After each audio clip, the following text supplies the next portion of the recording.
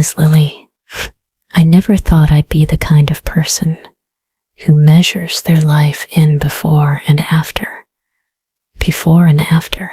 Before the storm, after the storm. Before I lost everything, after I had to find a way to rebuild. People always talk about storms like they're just weather. They don't tell you that sometimes the most devastating storms happen inside your chest, in the cavity between your ribs where your heart used to beat steadily until suddenly it doesn't. Until suddenly it's fighting to remember how 3 years ago I had everything figured out, or at least I thought I did. That's the funny thing about life. It lets you believe you're in control right up until the moment it pulls the rug out from under you. I was 26, living in Boston, working at the publishing house I'd dreamed of since college, engaged to Noah with the crooked smile, Noah with eyes that reminded me of the ocean after a storm, clear blue with flecks of gray, Noah who promised me forever and then didn't live long enough to keep that promise. It was raining the day he died, not a storm, not yet, just a steady downpour that drummed against the windows of our apartment. The kind of rain that makes you want to stay in bed, wrapped in blankets, listening to the rhythm on the roof. "I'll be back before dinner," he said, kissing my forehead. "Don't forget we're meeting Ellie and James at 7. I remember nodding, not looking up from my laptop. I was editing a manuscript, a love story. Ironically enough, I remember thinking the dialogue felt forced, unrealistic. I remember thinking that love doesn't sound like that in real life. I didn't know then that I would spend the next 3 years wishing I'd looked up, wishing I'd memorized his face one more time, wishing I'd said I love you instead of don't forget to grab the wine. The police said it was instantaneous. A truck hydroplaned on the wet road. Noah never saw it coming. He didn't suffer. As if that was supposed to comfort me. As if anything could comfort me when half of my heart was suddenly gone. And just like that, my life split in two. Before and after. The funeral passed in a blur. I remember standing under a black umbrella, watching them lower his casket into the ground. I remember thinking it wasn't possible, that there must have been some mistake. Any minute now, Noah would appear, looking confused, wondering why everyone was crying. But he didn't, and the rain kept falling, and somehow the world kept turning, even though mine had stopped.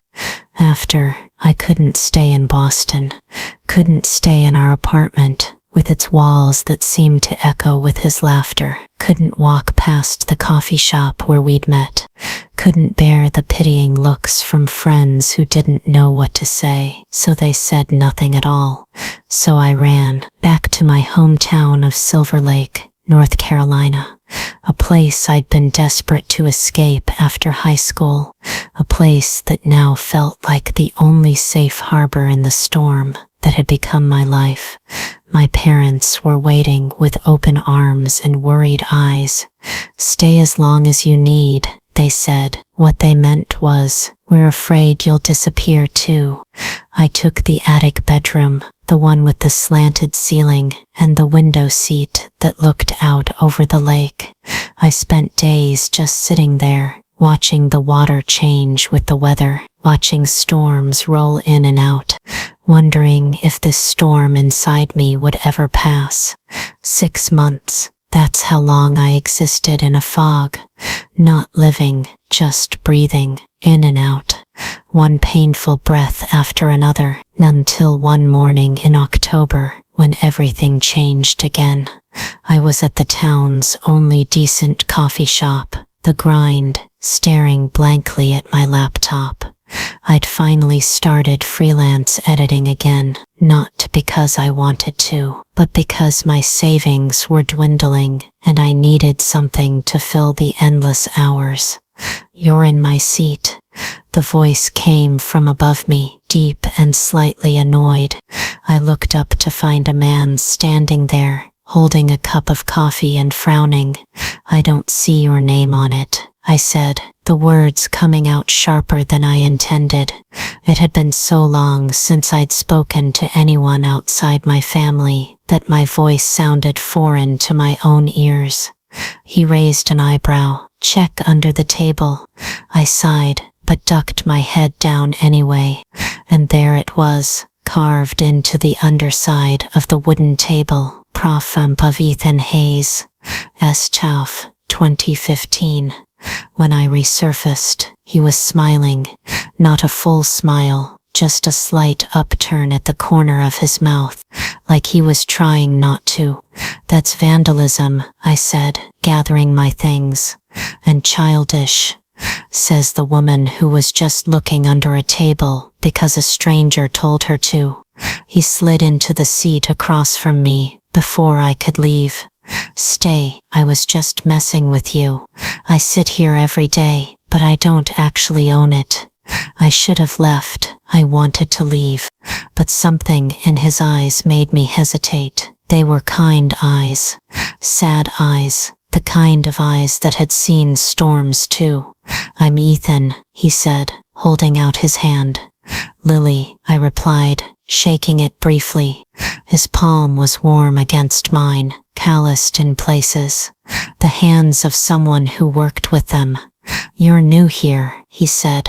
It wasn't a question. "I grew up here," I corrected him.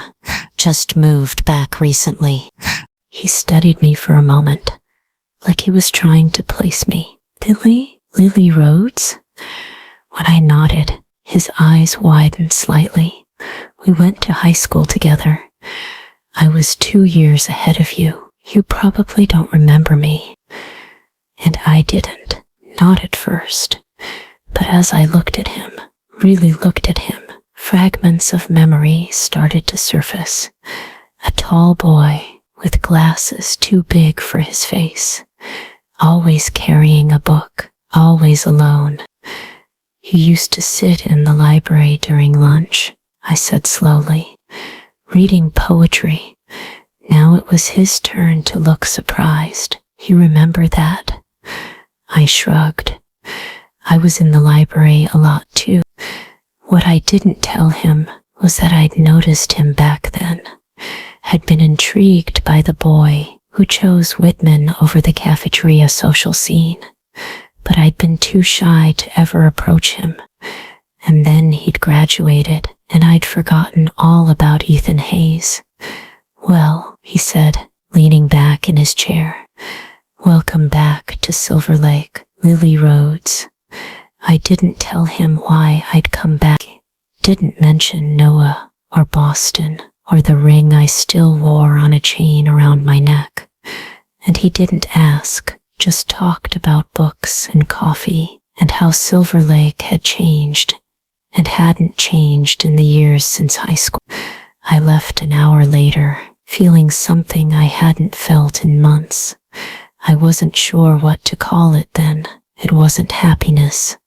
It wasn't even close, but it was something. A crack in the ice that had frozen over my heart. The next day, I found myself back at the grind, and there he was, in the same seat. He looked up as I approached, that same almost smile playing at his lips. "Property of Ethan Hayes," I said, gesturing to the chair across from him. "Mind if I join you?" And so it began. Coffee every morning. Conversations that started with books and gradually expanded to include everything and nothing. The weather, the town gossip, the way the light hit the lake at different times of day. He never pushed, never asked why someone who'd obviously escaped Silver Lake had come crawling back. Never commented on the days when my eyes were red from crying or when I'd zone out mid-conversation, lost in memories.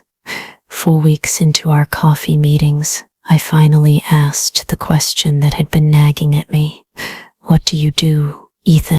"For work, I mean." He hesitated, just for a moment. I restore old boat. He said it like a confession, like he was waiting for me to laugh. That's unexpected, I said honestly. I would have guessed writer or professor. He laughed. It was a good laugh, deep and genuine. I have a literature degree from UNC. He took a sip of his coffee, and I did try teaching for a while. But it turns out I prefer the company of boats to freshmen who haven't done the reading. I smiled. It felt strange on my face, like a muscle I hadn't used in too long. Do you have a workshop or something? Down by the marina, an old boathouse that I converted. He hesitated again. I could show you sometime, if you want. I should have said no. Should have kept our relationship contained to the grind in its safe, public space. But I found myself nodding. I'd like that. His workshop was exactly what I might have expected had I known Ethan Hayes better. Orderly chaos, tools hanging on pegboards, wood in various stages of refinement. The skeleton of what would eventually be a small sailboat taking shape in the center of the room. But it was the wall of books that caught my attention. An entire wall, floor to ceiling, filled with everything from dog-eared paperbacks to leather-bound classics. You really do read poetry, I said, running my fingers along the spines of a collection of Pablo Neruda. Among other things, he was watching me from where he leaned against his workbench, arms crossed over his chest. There was something in his expression I couldn't quite read. I pulled a book from the shelf. The Odyssey? He shrugged. It felt appropriate, a man trying to find his way home after a storm. I replaced the book carefully. Is that what you're doing? Finding your way home? Aren't we all? He pushed off from the workbench and came to stand beside me, close enough that I could smell sawdust and coffee on him. Some storms are just bigger than others. I knew then that he understood, that he'd been through something too, something that had driven him back to Silver Lake, just like me. What was her name? The question slipped out before I could stop it. He didn't pretend not to understand, didn't try to deflect, just answered, his voice soft. Maggie. Her name was Maggie. I'm sorry, I said, and meant it. Me too. He looked down at me, his eyes holding mine. What was his name? Noah. It was the first time I'd said his name out loud in months. It hurt less than I expected, and more. We stood there in silence, two people who had lost their futures, surrounded by books about heroes who overcame their tragedies. I wondered if we ever would. After that day, something shifted between us. We still met for coffee, but our conversations went deeper. I told him about Noah, about the accident, about how I'd run from Boston like it was on fire. And he told me about Maggie, his high school sweetheart, the leukemia diagnosis their senior year of college, the 3 years of fighting, the end, which came not in a sudden crash like Noah's, but slowly, painfully, a fading rather than a severing. Sometimes I think that's worse, I said once, as we walked along the lake shore. Having time to say goodbye, watching someone you love suffer. And sometimes I envy you, he admitted, for not having to watch Noah change, for being able to remember him exactly as he was. We were both right, we were both wrong. There is no good way to lose someone you love. Winter turned to spring. The days grew longer.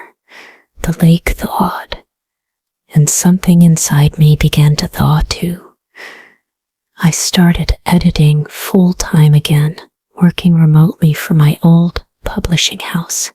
I moved out of my parents' attic and into a small cottage by the lake, not far from Ethan's workshop. I began to feel like a person again, rather than the ghost I'd been since Noah died. And Ethan was there through all of it, not pushing, not rushing, just there, a constant, a friend, until one day I realized he had become something more. It was another rainy day, almost a year after I'd come back to Silver Lake. We were in my cottage, a fire crackling in the hearth, books spread around us. I was editing. He was sketching designs for a new boat. I looked up to ask if he wanted more tea, and the words died in my throat. He was already looking at me, his expression so tender it made my chest ache. "What?" I asked, suddenly self-conscious. "Nothing," he said, but he kept looking. "Just, you look happy. It's nice to see."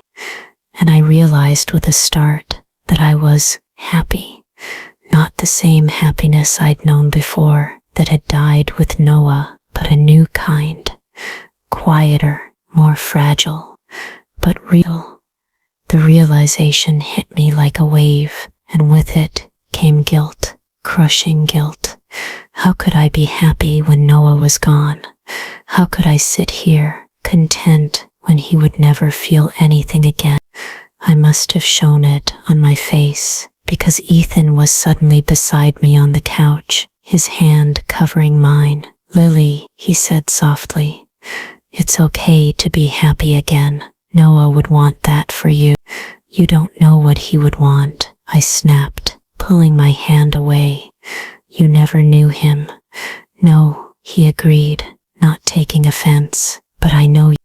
And I know that if you had been the one in that accident, you wouldn't want Noah to suffer forever." I knew he was right. Of course he was right. If it had been me instead of Noah, I would have wanted him to find joy again, to live, to love.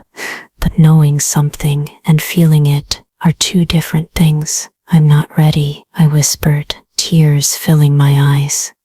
"I know," he said, and I could see in his face that he did know, that he'd been here too, and that's okay. "I'll be here when you are, if you ever are." He left soon after, giving me space I didn't ask for but desperately needed. I curled up on the couch and cried until I had no tears left. Cried for Noah, for the future we'd never have, for the guilt I felt at the possibility of a new future. That night, I dreamed of Noah. We were on the beach, the one where he'd proposed. The sun was setting, painting the sky in shades of orange and pink. "You look lost," Dream Noah said, his voice exactly as I remembered. "I am," I admitted. "I don't know how to do this without you." He smiled, that crooked smile that had always made my heart skip. "Yes, you do. You're already doing it." "But it feels like betrayal," I said, the words catching in my throat. "Lily," he said, taking my face in his hands. They felt so real, so warm. The only betrayal would be to stop living because I can't. I woke up with tears on my face, but a weight lifted from my chest. It was just a dream. I knew that. My subconscious telling me what I needed to hear. But it felt like permission, like forgiveness. Spring turned to summer. The lake warmed enough for swimming. The days stretched long and lazy, and I found myself at Ethan's workshop more and more often, watching as the sailboat took shape under his hands. "What will you name her?" I asked one evening as we sat on the dock, feet dangling in the water. He was quiet for so long I thought he might not answer. Then, softly, "Second Chance." He turned to look at me, his eyes serious. "If that's okay with you." I knew what he was really asking. Knew that we were talking about more than just the boat. "I'd like that," I said, and meant it. He took my hand then, our fingers intertwining. We sat in silence, watching the sunset reflect on the water, turning it to fire. It wasn't a fairy tale ending. There would still be bad days. Days when I woke up reaching for Noah. Days when Ethan would go quiet, lost in memories of Maggie. Days when the storms would return. But there would be good days too, more and more of them. Days of laughter and books and boats on the lake. Days of slow healing and new beginnings. As summer faded into fall, Ethan finished Second Chance. We launched her on a perfect October morning, the air crisp, the lake like glass. "Ready?" he asked, holding out his hand to help me aboard. I took a deep breath, feeling the weight of the past and the promise of the future. I reached up to touch the chain around my neck, Noah's ring cool against my fingers. I would always carry him with me, always love him, but it was time to live again. "Ready?" I said, taking Ethan's hand.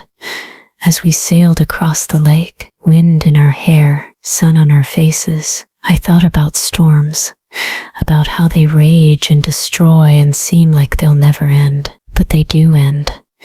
They always do. And sometimes what comes after the storm passes is more beautiful than you could have imagined. Different, yes, but beautiful all the same. Ethan smiled at me from the helm, his eyes reflecting the blue of the sky. I smiled back, feeling the last piece of ice around my heart melt away. We were both broken, both scarred by losses that had shaped us in ways we were still discovering. But maybe that's what made us fit together so well. Our jagged edges aligned, creating something whole. After all, isn't that what storms do? They break things apart, and then, after they pass, the world rebuilds. Different, but still standing, still beautiful, still worth it. As we turned the boat back toward shore, I leaned against Ethan's shoulder, feeling his arm wrap around me. For the first time in a very long time, I felt like I was exactly where I was supposed to be. After the storm passes, there is calm. After the rain, there is light. After grief, there can be joy again. Different joy, but joy nonetheless. And as Second Chance glided smoothly across the water, carrying us toward whatever came next, I knew that Noah would be smiling, because I was. Thank you for sailing with me through this story of heartbreak and healing. Just like Lily found her strength after the storm. I hope these words brought some comfort. If you're weathering your own storms right now, life gives us these moments, these beautiful, broken pieces that somehow fit together to create something new, something unexpected, something worth sharing. If this story touched your heart, please consider leaving a like so others might find their way here too. Subscribe to join our storytelling community, where we navigate these emotional journeys together. And if you know someone who needs to hear that there's beauty after the storm passes, share this with them. Sometimes the right words at the right moment can be the lighthouse someone needs to find their way home. Until our next story, remember that even the deepest storms eventually pass, and what comes after might be more beautiful than you ever imagined.